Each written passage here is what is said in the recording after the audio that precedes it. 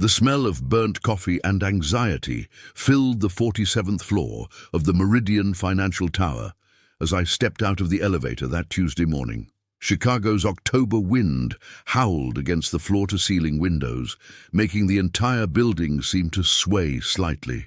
I'd been working at Meridian for 3 years, and every morning felt like stepping into a battlefield disguised as a corporate office. My name is David Chen, no relation to our regional director Sarah Chen, though people often assumed we were family. At 28, I was one of the younger account managers in the Chicago office, but my numbers spoke for themselves. I'd consistently exceeded targets, built relationships with difficult clients, and even mentored 2 junior associates who'd since been promoted to full account manager positions. The promotion to senior account manager had been dangled in front of me for months. Marcus Thompson, my supposed mentor and the department's golden boy, had been encouraging me every step of the way. Or so I thought. "David, you're going to crush this promotion interview," Marcus had told me just last week, his perfectly white teeth gleaming as he patted my shoulder. "You've got the drive, the intelligence. Sarah would be crazy not to promote you." Marcus was everything I aspired to be, or thought I did. Tall, confident, with silver hair that made him look distinguished rather than old. He drove a BMW M5, lived in a Lincoln Park penthouse, and seemed to effortlessly close deals that other people struggled with for months. More importantly, he'd taken me under his wing when I was just a nervous kid from the South Side, trying to make it in the corporate world. That Tuesday started like any other. I was reviewing the Morrison account files when my phone buzzed with a text from my girlfriend, Lisa. "Good luck with the promotion announcement today. I'm making your favorite dinner tonight to celebrate." I smiled, tucking the phone back into my pocket. The announcement wasn't supposed to happen until next week, but rumors had been circulating that Sarah might expedite the decision. I'd been working 70-hour weeks for the past 2 months, sacrificing weekends, date nights with Lisa, even my sister's birthday party, all to position myself as the obvious choice for the promotion. At 1:30 p.m., I decided to grab lunch from the deli across the street. The elevator was taking forever, so I took the stairs down to the lobby. The autumn air hit me like a slap, but it felt good after hours of recycled office air. I ordered my usual turkey and Swiss on rye and decided to eat in the small park across from our building, watching the lunch crowd navigate the busy intersection. My phone rang as I was finishing my sandwich. Jennifer Walsh, one of my colleagues, sounded frantic. "David, where are you? Sarah's looking for you. There's some kind of emergency meeting happening in conference room A." "I'm just finishing lunch." "What kind of emergency?" "I don't know, but Marcus rushed in there about 20 minutes ago looking really serious. He had a whole folder of documents." Something cold settled in my stomach that had nothing to do with the October weather. I wrapped up my sandwich and headed back to the office, taking the elevator to the 47th floor with a growing sense of unease. As I approached conference room A, I could hear voices through the partially open door. Sarah's voice was clear, but there was another voice, Marcus's voice, that made me stop in my tracks. "Look, Sarah, I've been working closely with David for 3 years now. Trust me when I say he's not ready for the senior account manager position." I felt like I'd been punched in the gut. I pressed myself against the wall, my heart hammering so hard I was sure they could hear it through the door. "But his numbers are consistently strong, Marcus," Sarah replied, and I could hear papers rustling. "His client retention rate is 94%, and he's exceeded his targets for 8 consecutive quarters." "Numbers don't tell the whole story," Marcus continued, and I could picture him leaning back in his chair with that confident expression I'd admired so many times. "David's excellent at following instructions and executing strategies that others develop, but leadership, strategic thinking, he's just not there yet." The betrayal hit me in waves. This was the same man who'd encouraged me to apply for the promotion, who'd promised to put in a good word, who'd taken credit for mentoring me in front of senior management countless times. "He lacks the vision we need for this position," Marcus continued. The senior account manager needs to think 3 steps ahead, needs to identify opportunities that others miss. David's a solid team player, don't get me wrong, but this role requires someone with more sophisticated business acumen. What about his work on the Patterson Industries restructuring? Sarah asked. That showed considerable strategic thinking. I remembered the Patterson deal. I'd spent weeks developing the restructuring plan, but Marcus had presented it to the client, taking full credit while I sat in the back of the room taking notes. That was primarily my work, Marcus said smoothly. David assisted with the research and documentation, but the strategic framework was mine. That's exactly what I'm talking about. He's great at supporting the vision, but creating it, that's a different skill set entirely. I felt like I was going to be sick. Not only was Marcus sabotaging my promotion, but he was also rewriting history, erasing my contributions to make himself look better. I understand your concerns, Sarah said slowly, but David has been working toward this promotion for months. He's made significant personal sacrifices, which shows dedication. Absolutely, Marcus interrupted. But dedication without strategic capability isn't enough for this level of responsibility. Look, I'm not saying David will never be ready for a senior role. Give him another year, maybe 2, to develop those higher-level thinking skills. Maybe send him to some management training programs. The conversation continued, but I couldn't listen anymore. I stumbled backward, my vision blurring with rage and disbelief. The promotion I'd restructured my entire life around, the opportunity I'd sacrificed relationships and personal time for, was being systematically destroyed by the person I'd trusted most. I walked back to my desk in a daze, barely acknowledging Jennifer's concerned questions about the meeting. The office suddenly felt different, smaller, more oppressive. The familiar sounds of keyboards clicking and phones ringing seemed muffled, as if I was experiencing everything through thick glass. For the next hour, I sat at my desk staring at my computer screen, replaying every interaction I'd had with Marcus over the past few months. All those encouraging words, all that supposed mentorship, it had all been a lie. Worse than a lie, it had been manipulation, keeping me complacent while he worked behind the scenes to undermine me. But as the initial shock began to fade, something else started to crystallize in my mind. Marcus had made one crucial mistake in his calculation. He thought he knew everything about my work, every deal I was working on, every client relationship I was building. He was wrong. There was something Marcus didn't know about, something I'd been working on quietly for the past 6 weeks. It had started as a routine cold call that turned into something much bigger, something that could change everything. The Hartwell Industries opportunity was mine, and mine alone. And if Marcus wanted to play games about who was ready for leadership, I was about to show him what real strategic thinking looked like. 3 weeks had passed since that devastating conversation, and the official announcement came on a grey Monday morning that perfectly matched my mood. Jessica Martinez from the Boston office would be taking the senior account manager position. The email from Sarah was professionally worded and diplomatically vague about the selection process, but I knew exactly what had happened behind closed doors. "Hey, David," Marcus appeared at my cubicle with his trademark sympathetic expression. "I heard about the promotion news. I'm really sorry, man. I know how much you wanted this." I looked up at him. This man who'd systematically destroyed my career advancement while pretending to be my mentor and managed to keep my voice steady. "Thanks, Marcus. I appreciate your support. You know what? Let's grab lunch today.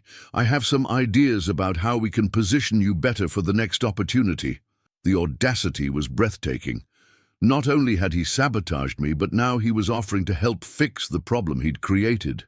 "That sounds great," I lied smoothly. "I'll meet you downstairs at noon." As Marcus walked away, I turned back to my computer screen, which displayed something he would never expect to see. The Hartwell Industries file was tucked away in a folder labeled Miscellaneous Research. innocuous enough that even if someone saw it, they'd assume it was routine prospecting work. But Hartwell Industries was anything but routine. The opportunity had landed in my lap 6 weeks ago through pure chance. I'd been making cold calls during my lunch break, working through a list of manufacturing companies in the Midwest that might benefit from our financial services. Most calls ended with polite rejections or promises to keep us in mind for future needs. When I called Hartwell Industries, I expected the same response. Instead, I found myself talking to Thomas Hartwell himself, the company's founder and CEO. "You know what I hate about financial advisors?" Thomas had said, after I'd barely finished my introduction. "They treat every client like we're just numbers on a spreadsheet. They send junior associates to meetings. They use the same cookie-cutter strategies for everyone, and they never bother to understand what we're actually trying to accomplish." Thomas Hartwell was 72 years old and had built his manufacturing company from nothing over the past 4 decades. Hartwell Industries specialized in precision components for aerospace and automotive industries, employing over 800 people across 3 facilities in Illinois, Indiana, and Michigan. "Mr. Hartwell," I'd said, sensing an opportunity, "what if I told you that I believe every client deserves a completely customized approach? What if we started not with your financial statements, but with your actual goals for the company and your family's future?" There was a long pause on the other end of the line. "Son, I've been pitched by every major financial firm in Chicago over the past 5 years. They all say the same thing. What makes you different?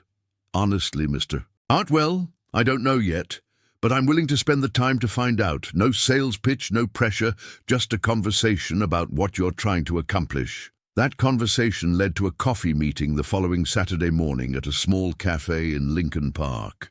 I'd chosen the location carefully, somewhere quiet, where we could talk without interruption, but also neutral territory, where Thomas wouldn't feel like he was being subjected to a corporate sales presentation. Thomas Hartwell turned out to be everything I'd hoped for in a client. He was intelligent, direct, and refreshingly honest about his concerns.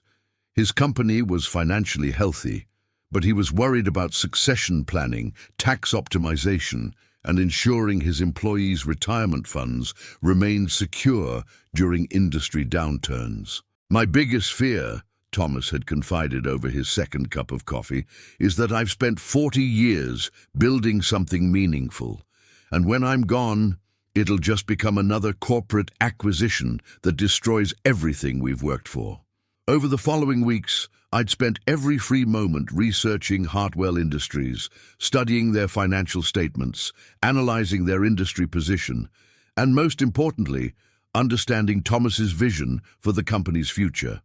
I met with him 5 more times, always on weekends, always discreetly, always positioning these meetings as preliminary discussions rather than formal business development.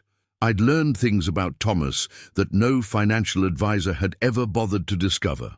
He was a widower who'd lost his wife to cancer 3 years earlier.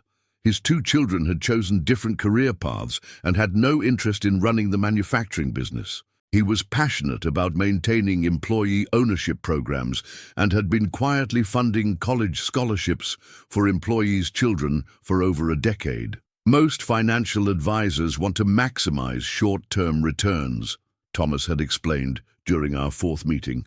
"But I'm not interested in squeezing every dollar out of the company if it means laying off people who've worked for me for 20 years.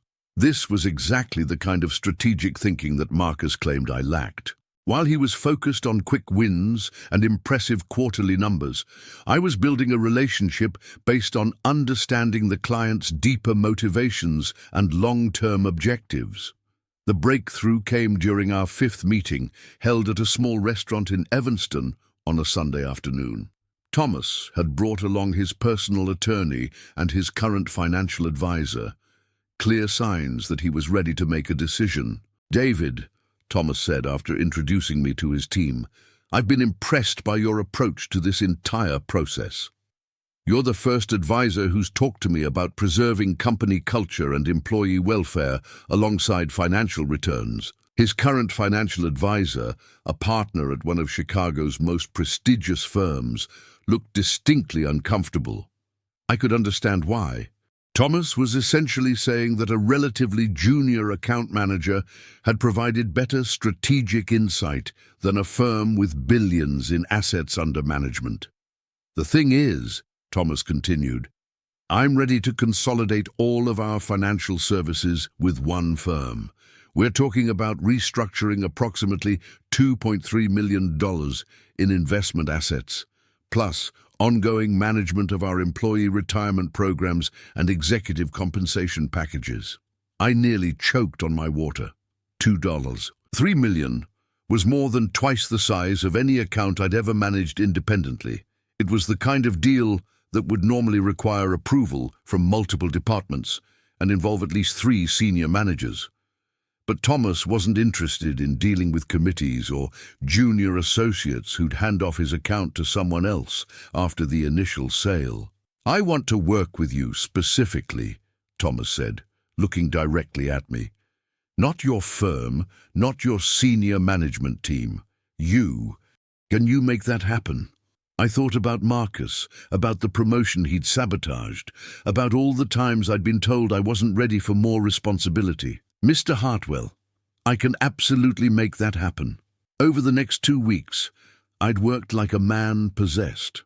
I used my vacation days to meet with Thomas and his team, developing a comprehensive financial restructuring plan that addressed every concern he'd raised. I researched tax optimization strategies, studied succession planning models, and created investment portfolios that balanced growth with the stability Thomas valued. The most challenging part wasn't the technical work, it was keeping everything secret. I couldn't use any of Meridian's standard presentation materials or research resources without raising questions. I couldn't consult with senior colleagues or run my strategies past our investment committee. Everything had to be developed independently, during nights and weekends, using my own resources.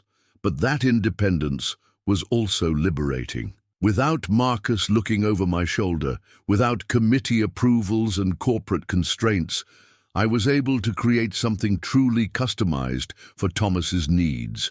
The contract was signed on a Thursday afternoon in Thomas's office, a modest space that reflected his practical approach to business.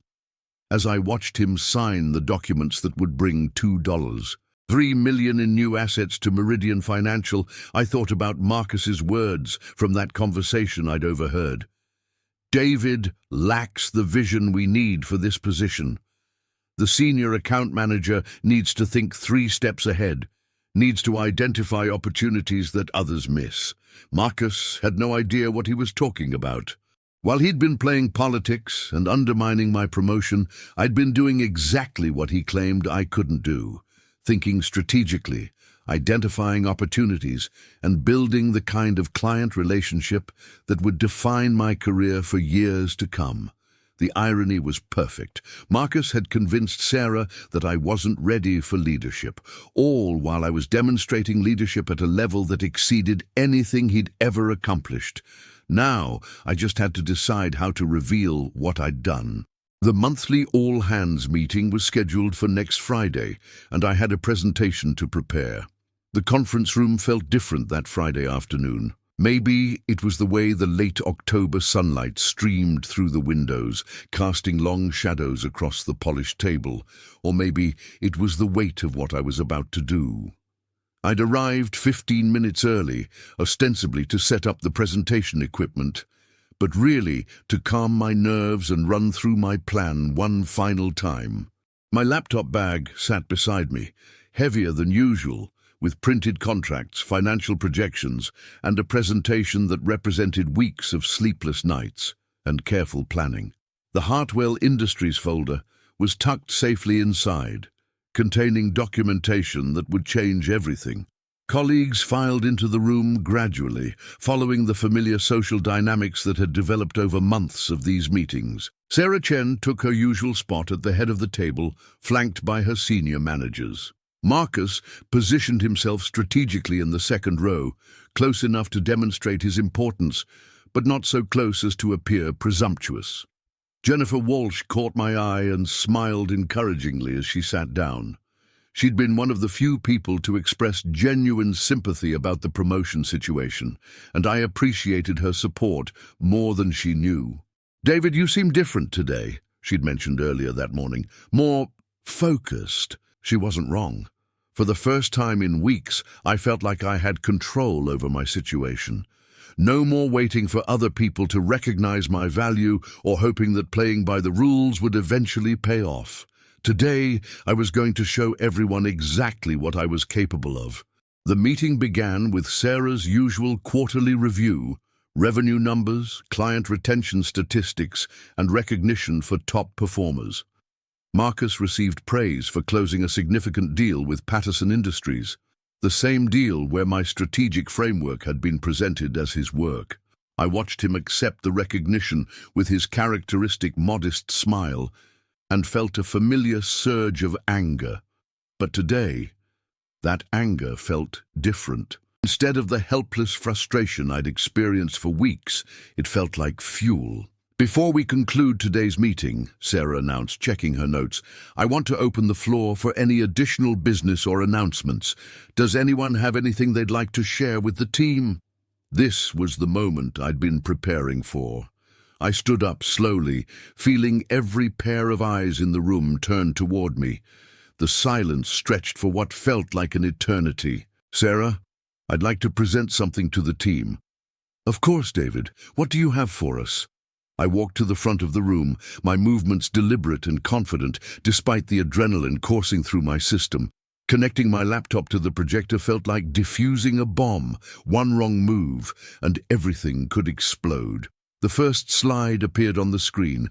Hartwell Industries Partnership Proposal, 2.3M account acquisition. The reaction was immediate and electric. I could hear sharp intakes of breath, see people leaning forward in their chairs, feel the energy in the room shift completely. Marcus's face went through a series of expressions: confusion, realization, and something that looked like panic. "3 months ago," I began, my voice steady despite my racing heart, "I identified Hartwell Industries as a potential client during routine prospecting activities. What began as a standard cold call has evolved into the largest single account acquisition in our department's history." I clicked to the next slide, displaying Thomas Hartwell's professional biography and a comprehensive overview of Hartwell Industries. The room was completely silent now, everyone hanging on every word. Hartwell Industries is a family-owned precision manufacturing company with facilities across 3 states. They employ over 800 people and have maintained consistent profitability for 4 decades, even through major economic downturns. Sarah leaned forward, her expression intense. "David, are you telling us you've been working on this account independently?" "Yes, ma'am. I believed it was important to fully develop the opportunity before presenting it to the team." I advanced to the next slide, showing the detailed financial analysis I'd prepared. The client's primary concerns centered around succession planning, tax optimization, and maintaining their commitment to employee welfare during the transition to new management. Marcus shifted uncomfortably in his seat. I could practically see him calculating the implications of what I was presenting.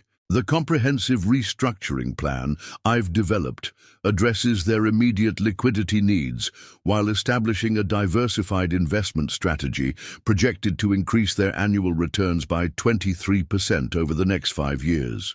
I clicked through several slides showing portfolio allocation models, risk assessments, and projected returns. Each slide represented hours of research and analysis, work that I'd done entirely on my own time, while Marcus was telling Sarah I lacked strategic thinking capabilities. The client was particularly impressed by our commitment to understanding their unique corporate culture and values, I continued.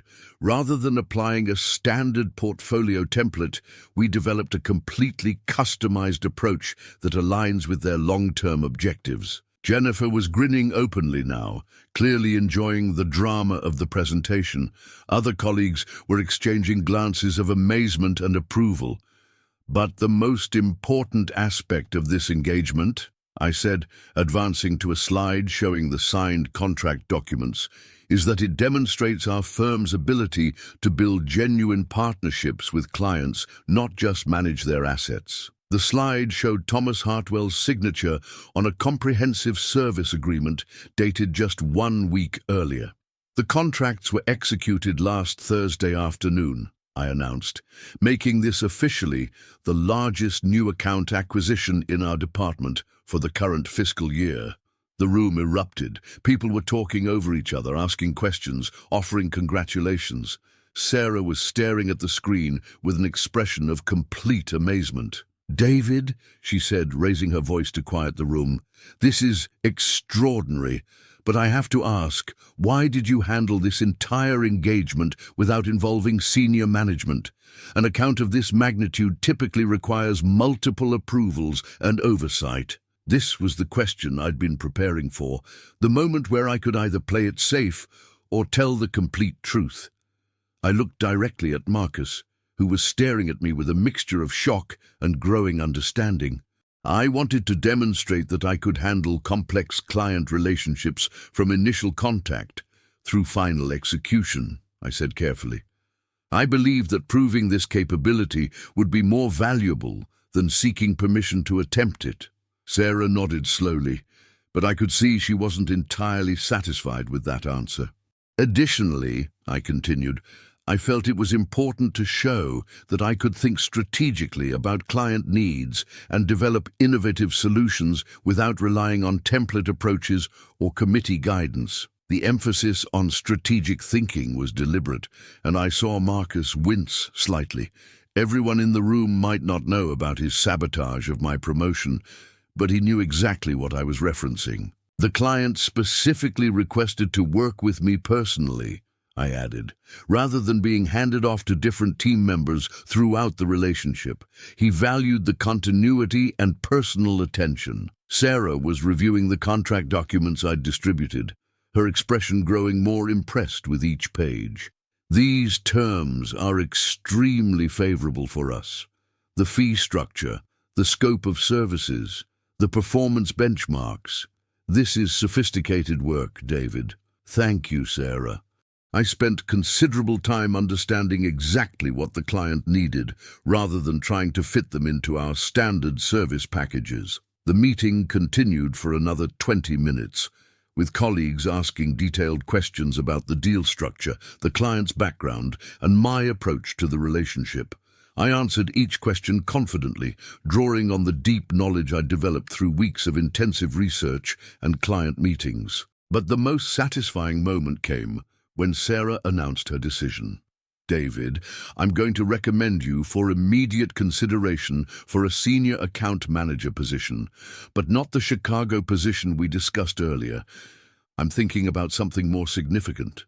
My heart stopped. "There's an opening in our New York office for a senior account manager specializing in high-value individual and family clients. It's a substantial step up from what we've discussed before, and based on what you've demonstrated today, I think you're ready for that level of responsibility."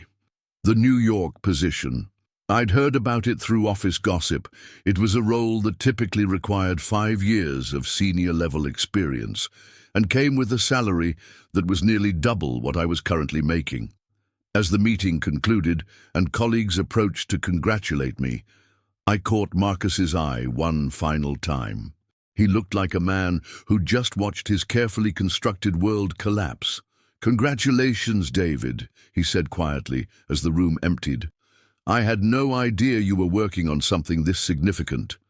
"That was exactly the point, Marcus," I replied, packing up my presentation materials. "Sometimes the best strategy is keeping your cards close to your chest until you're ready to play them." He nodded, but I could see the wheels turning in his head. He was realizing that while he'd been focused on undermining my promotion through office politics, I'd been building something that made his sabotage completely irrelevant. The promotion he'd helped me lose was nothing compared to what I'd just earned through my own initiative and strategic thinking. The following Monday morning felt like stepping into a completely different world. The same elevator, the same 47th floor, the same coffee-scented air, but everything had changed. Word of the Hartwell Industries deal had spread throughout the office over the weekend, and I could feel the shift in how people looked at me, spoke to me, treated me. "David," Jennifer called out as I walked past her desk. "I heard Sarah's already put in the paperwork for your New York transfer. That's incredible." The New York position wasn't just a promotion, it was a complete transformation of my career trajectory. Senior account manager for high-value clients based in Manhattan, with a starting salary of $140,000 plus performance bonuses that could easily double that number. More importantly, it was a role that would make me completely independent of Marcus's influence. But first, I had to have a conversation with Sarah about exactly how everything had unfolded. Her assistant called me at 9:30 a.m. "David, Sarah would like to see you in her office as soon as possible. She said to bring all your documentation from the Hartwell engagement." Sarah's corner office overlooked the Chicago River, and on this particular morning, the autumn sunlight streaming through her windows made everything look golden and optimistic. She was sitting behind her desk, with the Hartwell contract spread out in front of her, along with what appeared to be several other documents. "David, please sit down. We need to talk about what happened on Friday." I settled into the chair across from her desk, my heart rate accelerating despite my efforts to stay calm. "First, let me say that what you accomplished with Hartwell Industries is extraordinary. The strategic analysis, the client relationship management, the deal structure, it's all top-tier work that exceeds what I'd expect from someone at your current level. Thank you, Sarah. I appreciate that. But I have questions about the process. An engagement of this magnitude typically involves multiple departments, requires senior management approval, and follows specific protocols for risk assessment and compliance review. You bypassed all of that." This was the conversation I'd been dreading and anticipating in equal measure. "I understand your concerns," I began carefully. "The opportunity developed organically through what started as routine prospecting work. By the time I realized the potential scope of the engagement, I was already deep into the client relationship." Sarah nodded, but her expression remained serious. "Walk me through the timeline. When did you first contact Thomas Hartwell?" I provided a detailed chronology of my interactions with Thomas, emphasizing how each meeting had naturally led to the next, how the client's needs had gradually revealed themselves through careful listening and relationship building. "The client was very specific about wanting to work with me personally," I explained. He'd had negative experiences with other firms where he'd been handed off to junior associates after the initial sales process. He valued the continuity and personal attention. "That's understandable, but David, you're talking about a $2.3 million engagement. That's a significant fiduciary responsibility, which is exactly why I spent so much time ensuring that every aspect of the proposal was thoroughly researched and properly structured. I wanted to be absolutely certain that I could deliver on every commitment I made." Sarah leaned back in her chair, studying me intently. "There's something else we need to discuss. The timing of this presentation, coming so soon after the senior account manager promotion decision. Was that coincidental?" This was the moment of truth. I could continue to play it safe, pretend that the timing was purely coincidental, or I could be honest about what had really motivated me. "Sarah, I believe in being direct, so I'll tell you the truth.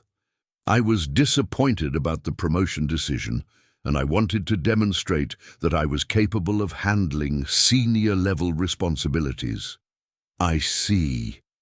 And you felt that your capabilities hadn't been adequately recognized?" I chose my words carefully. I felt that my potential hadn't been fully evaluated based on objective criteria. Sarah was quiet for a long moment. and I could see her processing the implications of what I'd said. She was smart enough to read between the lines, to understand that there might be more to the story than what appeared in the official records. David, I'm going to ask you a direct question, and I want a direct answer. Do you have any reason to believe that the promotion process wasn't handled fairly? This was dangerous territory. Accusing Marcus directly could backfire spectacularly, making me look like a disgruntled employee trying to blame others for my disappointment. But lying to Sarah could be even worse if she eventually discovered the truth.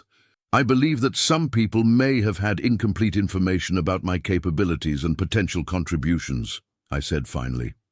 Sarah's expression sharpened. Incomplete information provided by whom? I'd prefer not to make specific accusations, Sarah. I'd rather let my work speak for itself. She nodded approvingly.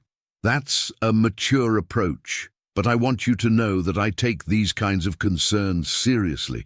If there were problems with the promotion process, I need to understand what happened. I appreciate that, Sarah.